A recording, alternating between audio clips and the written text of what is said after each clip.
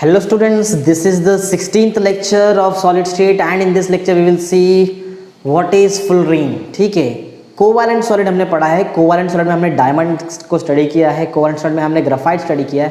आज हम स्टडी करने जा रहे हैं fullerene, ठीक है, जो कि एक कोवैलेंट सॉलिड है।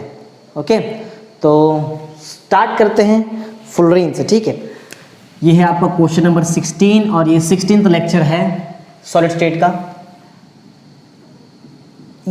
ERENE fullerene, ठीक है, ये एक टाइप का कोवैलेंट सॉलिड भी है। ठीक है, कोवैलेंट सॉलिड का ही हम पढ़ रहे हैं एक्चुअल में, कोवैलेंट सॉलिड। ठीक है, covalent solid. Okay, covalent solid में हमको पढ़ना है fullerene। ठीक है, तो fullerene क्या है एकदम डिटेल में मैं आपको बताने वाला हूँ fullerene के बारे में। ठीक है, एक्चुअल में हुआ क्या, 1985 में एक कार्बन का हमने न्यू इलेक्ट्रोपिक फॉर्म डिस्कवर किया। ठीक है, कैसे डिस्कवर किया, हमने हाई पावर लेजर को फोकस किया कार्बन एटम पे। ठीक है, तो जो कंपाउंड हमको मिला वो था fullerene। ठीक है, हुआ क्या, सिंपल 1985 में ये जो कुछ भी हुआ था, ये कब हुआ था, ये हुआ था 1985 में। ठीक है, in 1985 a new allotropic form of carbon was discovered by focusing a high power laser on carbon atom and the product was fullerene। ठीक है, ये fullerene हमको प्रोडक्ट मिला था कब, जब हमने हाई पावर लेजर को एक कार्बन एटम पे फोकस कर दिया। ठीक है, तो पॉइंट कुछ ऐसा है कि in 1985 a new allotropic form of carbon, a new electropic form of carbon was discovered। कैसे डिस्कवर किया गया था, by focusing a high power laser, एक बहुत हाई पावर लेजर को हमने फोकस किया था कार्बन एटम पे। ठीक है, तो यहाँ पे आएगा बाय फोकसिंग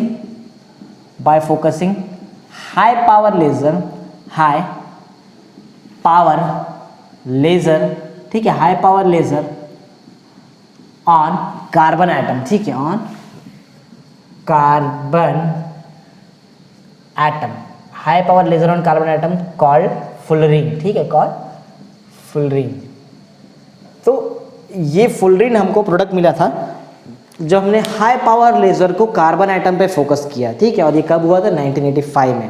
ओके, तो आई होप ये समझ में आ गया आपको कि ये fullerene का इतिहास क्या है। 1985 में हमने क्या किया, एक हाई पावर लेजर को कार्बन एटम पे फोकस किया, जिससे जो कंपाउंड हमको मिला, जो प्रोडक्ट मिला, दैट प्रोडक्ट वाज fullerene। ठीक है, C60 फॉर्मूला होता है, केमिकल फॉर्मूला। अच्छा, इसका जो सेकंड पॉइंट है वो है कि हाइब्रिडाइजेशन कैसे होगा, क्योंकि ये कार्बन का एक इलेक्ट्रोप है, तो कार्बन का इलेक्ट्रोप मीन्स कुछ तो कार्बन हाइब्रिडाइजेशन दिखाना चाहिए। तो ये केस में जो कार्बन हाइब्रिडाइजेशन दिखाता है दैट इज sp2 हाइब्रिडाइज। ठीक है, तो यहाँ पे होगा the carbon atom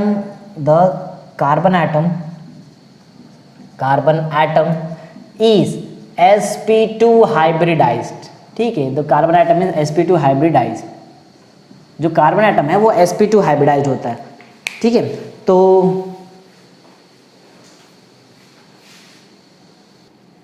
okay student, जैसे मैंने आपको बताया कि फर्स्ट पॉइंट में हमने देखा कि ये fullerene का डिस्कवरी कैसे हुआ था, सेकेंड पॉइंट में हमने देखा कि हाइब्रिडाइजेशन क्या है। ठीक है, जो थर्ड पॉइंट है, थर्ड पॉइंट में हमको ये बताना पड़ेगा कि स्ट्रक्चर कैसा है। ठीक है, स्ट्रक्चर डिपेंड करता है मॉलिक्यूलर फॉर्मूला पे। तो जो मॉलिक्यूलर फॉर्मूला होता है fullerene का वो होता है C60। ठीक है, the molecular formula of fullerene is C60 और इसका जो शेप होता है ना वो सॉकर बॉल जैसा होता है। ठीक है, सॉकर बॉल जैसा शेप होता है मॉलिक्यूलर फॉर्मूला। देखो फिर से सुनो, molecular formula C60, shape soccer ball जैसा स्ट्रक्चर है, इसलिए क्या होता है जो C60 फॉर्मूला है, चलो मैं थोड़ा सा लिखता हूँ तो शायद आपको आगे समझ में आए। इसका जो मैंने आपको बताया मॉलिक्यूलर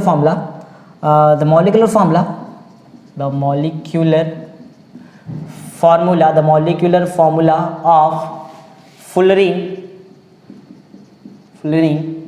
इज C60 इसका मॉलिक्यूलर फॉर्मूला है।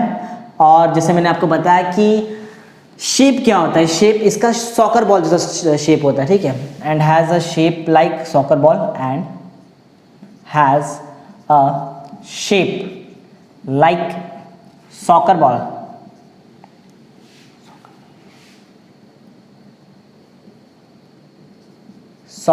ठीक है, and has a shape like soccer ball जैसा शेप होता है। अच्छा, इसके आगे जो मैं बताने जा रहा था वो इंपॉर्टेंट है। हाँ, क्योंकि फॉर्मूला C60 है तो इसमें fullerene में हमारे पास 60 इक्वी डिस्टेंस प्लेसेस होते हैं, ठीक है। और वो 60 इक्वी डिस्टेंस जो प्लेस है ना, उन पे कार्बन आइटम आता है। Mean 60 equidistance place in fullerene is occupied by carbon atom. ठीक है, तो अभी तक हमने क्या लिखा था, molecular formula fullerene is C60 and has a shape like soccer ball with 60 equidistance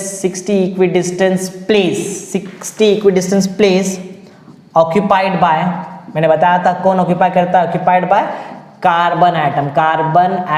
ठीक है, कार्बन एटम ऑक्यूपाई करता है, कार्बन एटम ऑक्यूपाई करता है। अच्छा, कार्बन एटम जब ये 60 इक्विडिस्टेंस प्लेस ऑक्यूपाई करता है ना, तो कुछ ज्योमेट्री अंदर भी एक ज्योमेट्री बन जाता है, वो बनेगा कार्बन हेक्सागोन का ज्योमेट्री और कार्बन पेंटागन का ज्योमेट्री बन जाता है। देखा होगा आपने। ठीक है, ये कार्बन हेक्सागोन का ज्योमेट्री ऐसा होता है।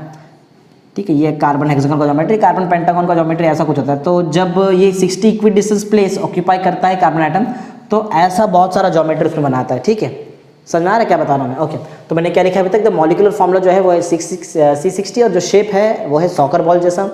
60 इक्विडिस्टेंस प्लेस है, ये ऑक्यूपाई किया गया है कार्बन एटम के। ठीक है, कार्बन एटम ने इसको ऑक्यूपाई किया है बाय अरेंजिंग। क्या क्या अरेंज किया है? ये दो चीज़ को मैंने अरेंज किया ना, बाय अरेंजिंग। क्या अरेंज किया हमने अरेंज किया carbon hexagon by arranging carbon hexagon. ठीक है, एंड कार्बन पेंटागन। ठीक है, तो ये हुआ आपका point number 3 complete. Point number 3 में मैंने आपको बताया स्ट्रक्चर के बारे में कि कैसा स्ट्रक्चर होता है। ठीक है, ज्योमेट्री नहीं है, ये मैंने स्ट्रक्चर बताया। ठीक है, तो आई होप अभी तक पॉइंट देखो हम जो चीज़ पढ़ रहे हैं बहुत ईजी चीज़ पढ़ रहे हैं। ठीक है, तो इतना कुछ टेंशन लेने की जरूरत नहीं है, एकदम सिंपल चीज़ है। तो फर्स्ट पॉइंट हमने देखा डिस्कवरी क्या था, 1985 में हाई पावर लेजर को हमने फोकस किया कार्बन आइटम पे, फुलरीन हमको प्रोडक्ट मिला। फिर सेकंड पॉइंट हमने देखा कि जो कार्बन आइटम है वो है sp2 हाइब्रिडाइज। थर्ड पॉइंट में ये देखा कि जो मॉलिक्यूलर फॉर्मूला है फुलरीन का वो है C60, शेप है सॉकर बॉल जैसा, और जो 60 इक्विडिस्टेंस प्लेस है ये किसने ऑक्यूपाई किया है? ये ऑक्यूपाई किया है कार्बन आइटम ने। ठीक है, और क्या कैसे अरेंज किया है हमने? कार्बन हेक्सागोन और कार्बन पेंटागन से हमने अरेंज करके 60 इक्विडिस्टेंस प्लेस को ऑक्यूपाई किया है कार्बन आइटम ने। ओके, ठीक है, ये होगा पॉइंट नंबर 3 कंप्लीट आपका। पॉइंट नंबर 4 देखो, पॉइंट नंबर 4 में ये है ज्योमेट्री कैसा। देखो ये जो मैं चीज़ बता रहा हूँ ये आपके टेक्स्ट बुक में अवेलेबल नहीं है। ठीक है, जो मैं चीज़ बताने जा रहा हूँ ये MHT CET में बहुत बार आ चुका है कि जो फुलरीन का जो स्ट्रक्चर है ना, ये फुलरीन का जो ज्योमेट्री है उसका नाम क्या, बहुत कम लोग को पता है फुलरीन का जो ज्योमेट्री है उसके बारे में। फुलरीन का जो ज्योमेट्री है वो मैं लिख के बताता हूँ आपको इसमें। वैसे उसका जो ज्योमेट्री है उसका नाम है ट्रंकेटेड इकोसाहेड्रॉन। ठीक है, जो आपके टेक्स्ट बुक में नहीं है, याद रखना MHT CET JEE वगैरह में आता है, कभी MCQ वाले क्वेश्चन में आ जाते हैं। ठीक है, तो जो ज्योमेट्री होता है, ज्योमेट्री का नाम है ट्रंकेटेड इकोसाहेड्रॉन। ठीक है, मैं यहाँ पे लिख देता हूँ, it has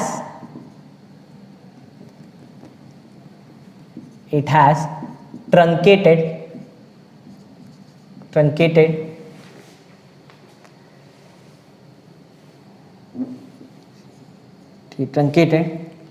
इकोसाहेड्रॉन geometry.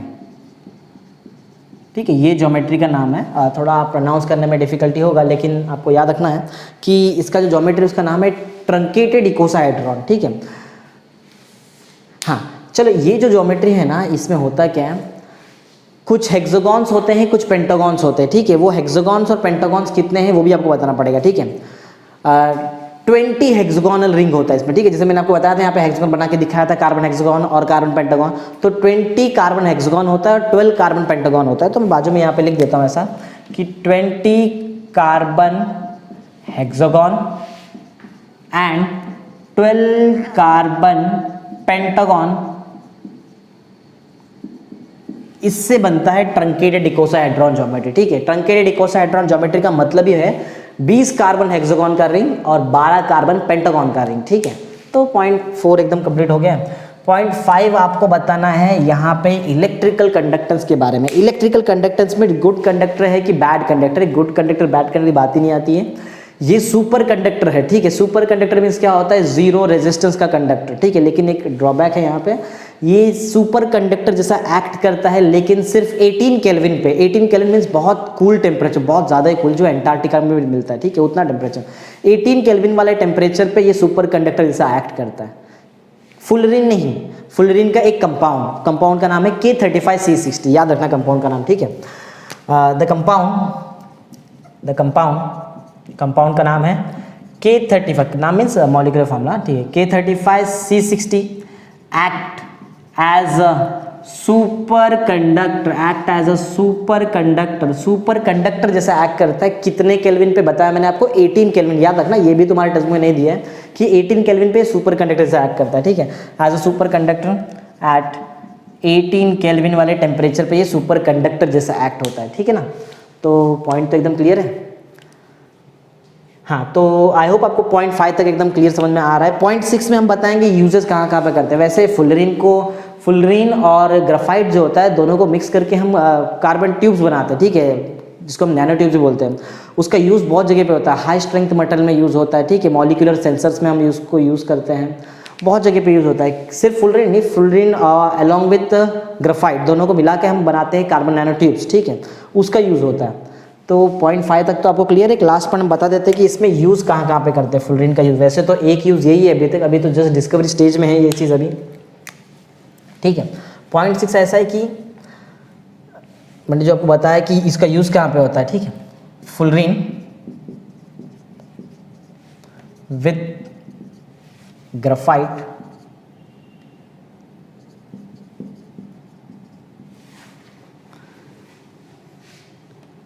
is used as carbon nano tubes, ठीक है। फुलरीन को हम ग्राफाइट के साथ यूज़ करके कार्बन नैनो ट्यूब्स बनाते हैं। इसका यूज़ होता है, ठीक है, इसका यूज़ होता है हाई स्ट्रेंथ मेटल में यूज़ होता है, मॉलिक्यूलर सेंसर्स में यूज़ होता है, सेमी कंडक्टर्स में भी यूज़ होता है, ठीक है। तो क्या लिखा हमने? Fullerene with graphite is used as a carbon nanotube, ठीक है, used as a carbon nanotube in high strength material, in high strength material, ठीक है। हाई स्ट्रेंथ मटेरियल में हम इसका यूज़ करते हैं। हाई स्ट्रेंथ मटेरियल जैसा यूज़ कर सकते हैं, ठीक है। और बताया मैंने मॉलिक्यूलर सेंसर में आप यूज़ कर सकते हो उसको, मॉलिक्यूलर सेंसर, ठीक है, मॉलिक्यूलर सेंसर में यूज़ होता है, मॉलिक्यूलर सेंसर। एंड एक लास्ट में जो याद रखना है आपको वो है सेमी कंडक्टर्स में, ठीक है। तो वैसे तो एकदम डेवलपमेंट स्टेज में है अभी, जितना थोड़ा बहुत हमको पता है वो हमने यहाँ पे लिखा है। फिर मेन चीज़ ये दिख रहा है K35C60, आप याद रखो, सुपर कंडक्टर एट 18 केल्विन, ये बहुत इंपॉर्टेंट पॉइंट है। तो आई होप बस इतना ठीक है फुलरीन के बारे में। क्या क्या देखा है फटाफट हम देख लेते हैं, फटाफट जल्दी क्विक रिकैप की क्या क्या हुआ है यहाँ पे। सबसे पहले हमने देखा कि कैसे बनाया हमने ये फुलरीन को बनाया हमने फोकसिंग हाई पावर लेजर को फोकस किया हमने कार्बन आइटम पे। फिर सेकेंड हमने देखा कि ये sp2 हाइब्रिडाइज्ड है। फिर पॉइंट नंबर 3 में देखा जो मॉलिक्यूलर फॉर्मूला है वो है C60। शेप बताया मैंने आपको सॉकर बॉल जैसा, और 60 इक्विडिस्टेंस प्लेस ऑक्यूपाई किया गया है किसके द्वारा? कार्बन एटम के द्वारा। और कैसे अरेंज किया हमने कार्बन हेक्सागन और कार्बन पेंटागॉन्स को यूज़ करके अरेंज करके हमने बनाया है। 60 इक्विडिस्टेंस प्लेस को ऑक्यूपाई किया गया है कार्बन एटम के, ठीक है। ज्योमेट्री का नाम है ट्रंकेटेड इकोसाहेड्रॉन, ठीक है। और होता क्या है इसमें आपको मैंने यहाँ पे बताया 20 कार्बन हेक्सागॉन्स होते हैं, 12 कार्बन पेंटागॉन्स, ओके। कंपाउंड K35C60 जो है ये कैसे एक्ट होता है? ये conductor, good conductor, bad conductor नहीं, ये डायरेक्ट सुपर कंडक्टर है 18 केल्विन पे, ठीक है। फुलरीन का हमने एक और चीज़ देखा यहाँ पे, जो इसको हम ग्राफाइट के साथ यूज़ करते हैं एज अ नैनो ट्यूब, और 3 जगह पे बताया मैंने, हाई स्ट्रेंथ मेटल में यूज़ करते हैं, मॉलिक्यूलर सेंसर है, और एक और चीज़ बताया मैंने यहाँ पे सेमी कंडक्टर, ठीक है। तो पॉइंट याद रखना है आपको, क्योंकि हमारे टेक्स्ट में इसके बारे में बहुत थोड़ा सा नॉलेज दिया है, लेकिन एग्जाम में तो डायरेक्ट क्वेश्चन आएगा तो यहाँ से आएगा और डायरेक्ट 3 मार्क्स के लिए आएगा, और 3 मार्क्स का हम सिर्फ टेक्स्ट बुक देखेंगे तो नहीं लिख पाएंगे वहाँ पे। टेक्स्ट में सिर्फ हमको ऐसा बोला है कि कोवैलेंट क्रिस्टल्स, ऐसा एक टॉपिक है कोवैलेंट क्रिस्टल्स, जबकि वो कोवैलेंट क्रिस्टल्स एक्चुअल में कोवैलेंट सॉलिड के बारे में है। और कोवैलेंट सॉलिड में 2-3 चीज़ आता है, एक डायमंड आता है, फुलरीन आता है, ग्राफाइट आता है, और अलग से आ जाए कभी तो उतना पॉइंट्स नहीं होगा जितना हमारे टेक्स्ट में दिया है। तो ये आपको रेफर करना पड़ेगा, इससे हम प्रॉपरली हमारा आंसर लिख सकते हैं, ठीक है। तो ये 3 मार्क्स के लिए एग्जाम में आ सकता है, ठीक है, ओके। तो ठीक है, इसको नोट डाउन कर लेना प्रॉपरली, कि वैसे है बहुत ईजी टॉपिक।